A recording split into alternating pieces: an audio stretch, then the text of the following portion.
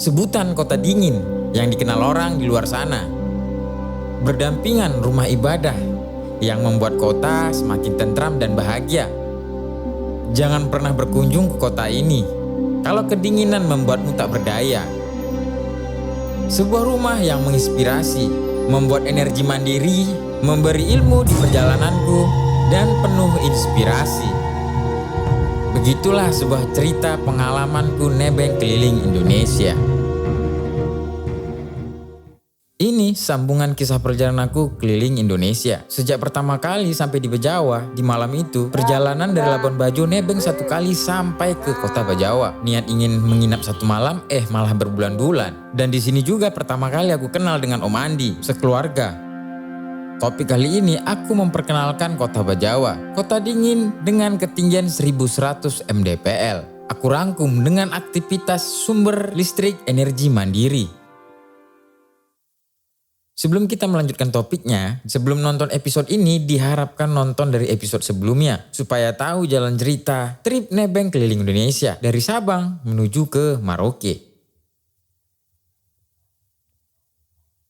Kapan melanjutkan perjalanan sampai ke Ende belum tahu, coy. Karena belum tahu sampai kapan aku di Bajawa, aku pun berkesempatan untuk mendaki Gunung Inirie sendirian. Dan aku akan turun, coy. Menikmati keindahan destinasi Bukit Wolobobo yang memperlihatkan kerucutnya Gunung Inirie. Begitu banyak kesempatan menikmati alam Flores dan beragam kejutan yang aku nikmati, dan semua perjalanan yang sudah aku sebutkan tadi ada di episode sebelumnya.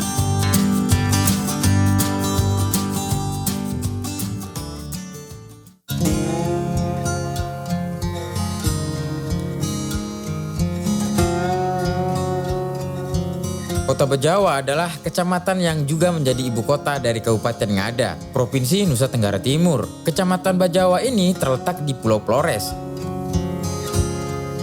Nama Bajawa berasal dari satu dari antara 7 kampung di sisi barat kota Bajawa. 7 kampung tersebut ada kampung Nuali Majua, Bongiso, Bokua, Boseka, Pigasina, Boripo, dan Wako Menge. Di antara 7 kampung yang disebutkan tadi, kampung Nuali Majua itu kampung asli dari Bajawa.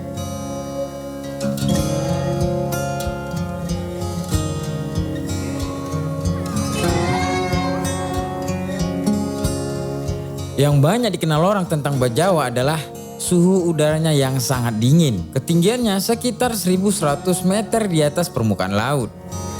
Jadi sedikit cerita.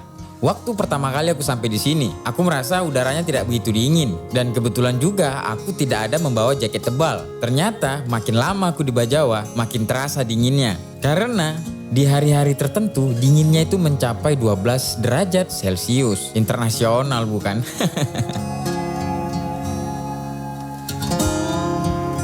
Bajawa juga memiliki berbagai tempat wisata lainnya, seperti Taman Kartini, Desa Tradisional Bena. Kota ini merupakan destinasi wisata yang selalu dikunjungi oleh wisatawan asing dan Nusantara, menjadikan sebagai salah satu peta perjalanan wisata dunia.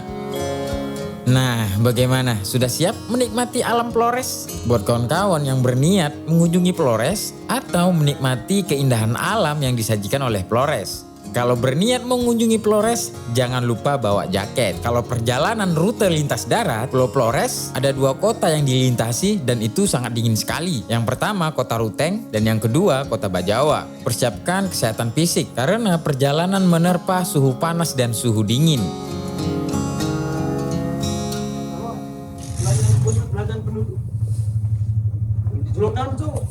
Jadi ceritanya mereka ini adalah musisi perkumpulan gitaris 3 orang di sini.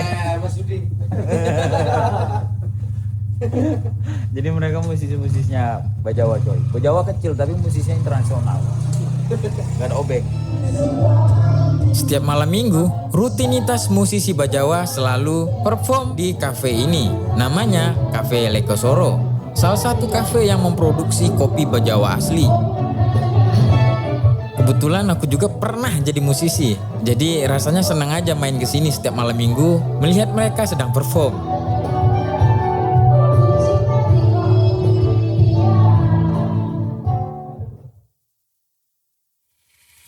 Hari ini hari Minggu aku diajak Om Andi ke PLTA. Kebetulan Om Andi, teknisi di salah satu perusahaan pembangkit listrik yang bekerja sama dengan pemerintah. Nah, seperti yang kita lihat, rumah ini saja mandiri energi, tidak bergantungan dengan pemerintah. Ruang peralatan teknisi saja isinya baterai semua dan bermacam alat kontrol listrik yang menghiasi. Internasional Om Andi ya. Ini salah satu juga yang membuat aku betah di sini. Selalu diajarkan dengan hal-hal yang baru. Sekarang kita lanjut perjalanan ke PLTA. Hari kita ke site PLTMH di Toledo. Kami selalu di melakukan troubleshoot. Oke, ikuti ya.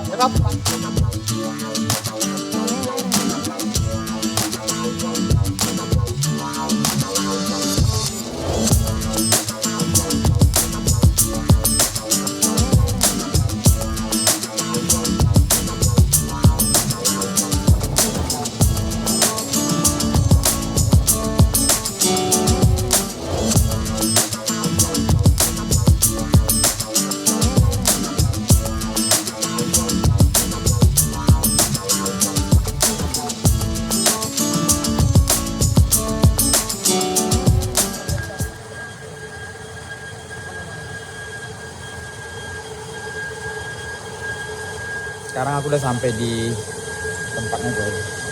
Nah jadi ini IPP PLTMH Wairwa.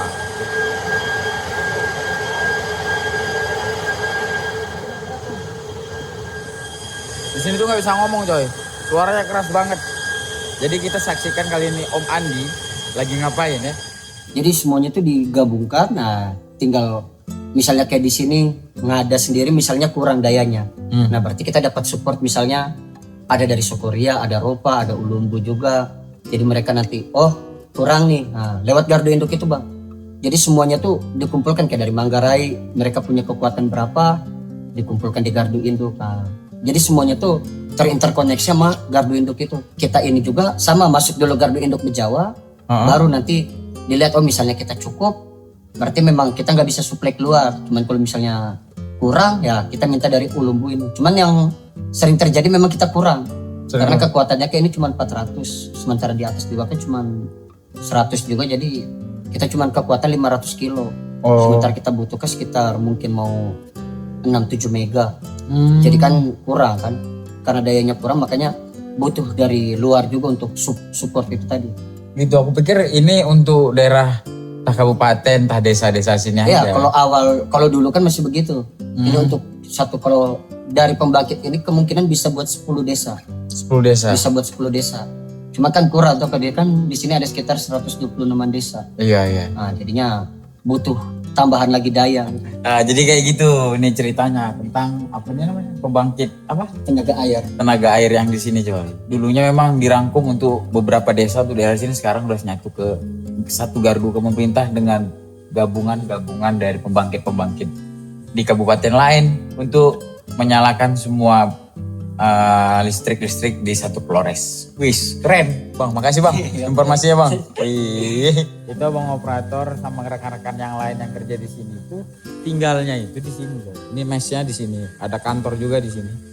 Tapi kantor ini rusak karena beberapa bulan yang lalu ada pohon tumbang.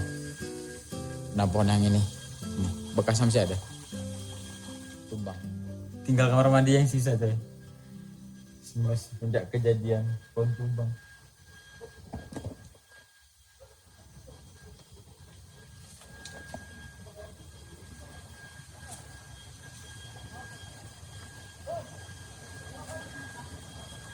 Dapur darurat di sana dan yang kerja kan dia kerjanya tuh persip, tidurnya di dalam itu. Jadi listrik ini asupannya dari sana juga Bang? Listrik ini dari sana. Enak ya, nggak bayar listrik ya kalau yang sini ya? Kalau dia udah running kan kita nggak bayar listrik Bang.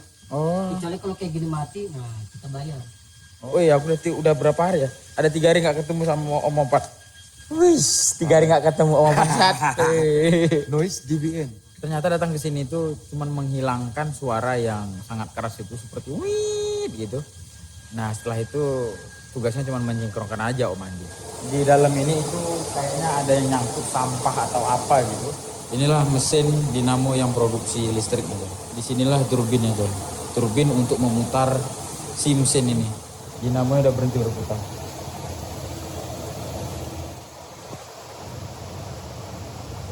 Udah kecil.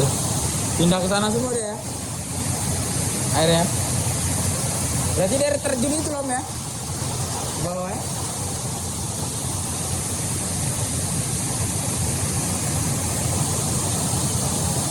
Udah habis airnya coy. Gak ada lagi coy. Sekarang kita coba masuk coy. Kita coba masuk ke dalam ya.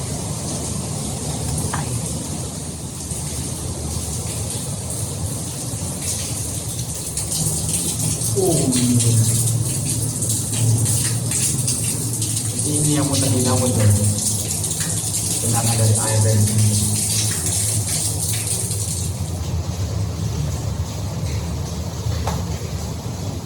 Sekarang kita balik ke Bejawah, tapi kita singgah-singgah dulu coy. Udah selesai, tinggal besok Om Andi lihat situasi seperti apa untuk bongkar di dalam itu. Kenapa suaranya bisa kayak gitu coy. Matahari pun mulai terbenam dan menyisakan warna cahaya yang begitu indah. Pantulannya membuat Gunung Inerie terlihat megah, salah satu ikon Bajawa yang dimiliki Kabupaten Ngada.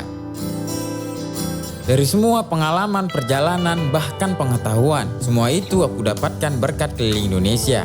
Dan bisa sampai di titik ini, itu karena bermacam kejutan dan orang random yang aku temui di perjalanan. Untuk episode ini kita sudahi dulu. Berikan masukan di kolom komentar. Terus dukung perjalanan aku nebeng keliling Indonesia dengan cara subscribe, like, dan share.